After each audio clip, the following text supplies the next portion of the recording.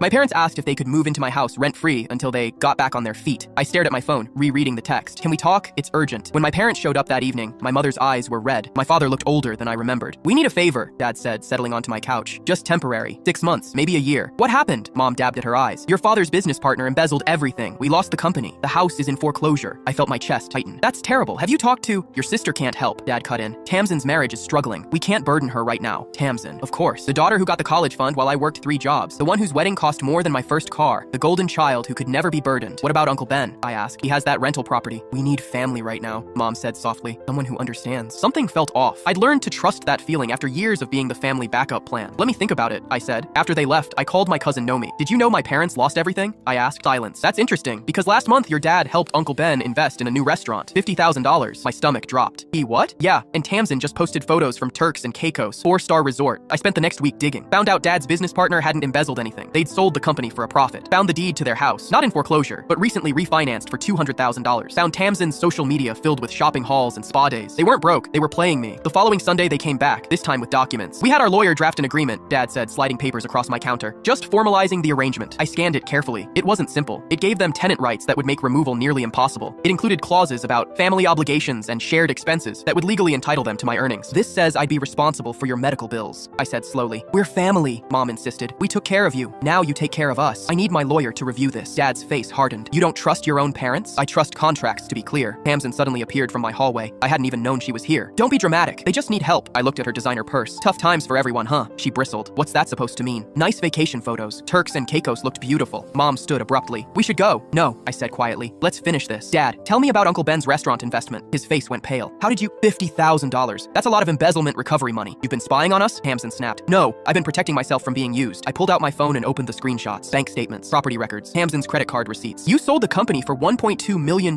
I said. You refinanced the house for $200,000. Tamsin's been spending like there's no tomorrow. But somehow you're broke and need my house. Mom tried to salvage it. Those numbers are out of context. The context is Tamsin blew through her inheritance and you're trying to secure a backup plan. Me, again. We're your parents, Dad said. You owe us. For what? For paying for Tamsin's education while I took out loans? For funding her wedding while criticizing mine? For telling me I'd never be as successful as her? Tamsin stepped forward. You're really going to abandon them? Abandon? You mean refuse to be your family's emergency fund while you pretend to be destitute? Mom played her final card. After everything we sacrificed, you sacrificed for Tamsin. I sacrificed for myself. That's why I have something you can't guilt me out of. I walked to the door and opened it. When you actually need help, real help, not manufactured crisis, call me. Until then, get out. Dad grabbed the unsigned papers. You'll regret this. No, I'll regret the years I spent believing I wasn't enough, but not this. They left in silence. Tamsin shot me one last look of disbelief. Sometimes the greatest inheritance you can give yourself is the backbone your family never wanted you to have.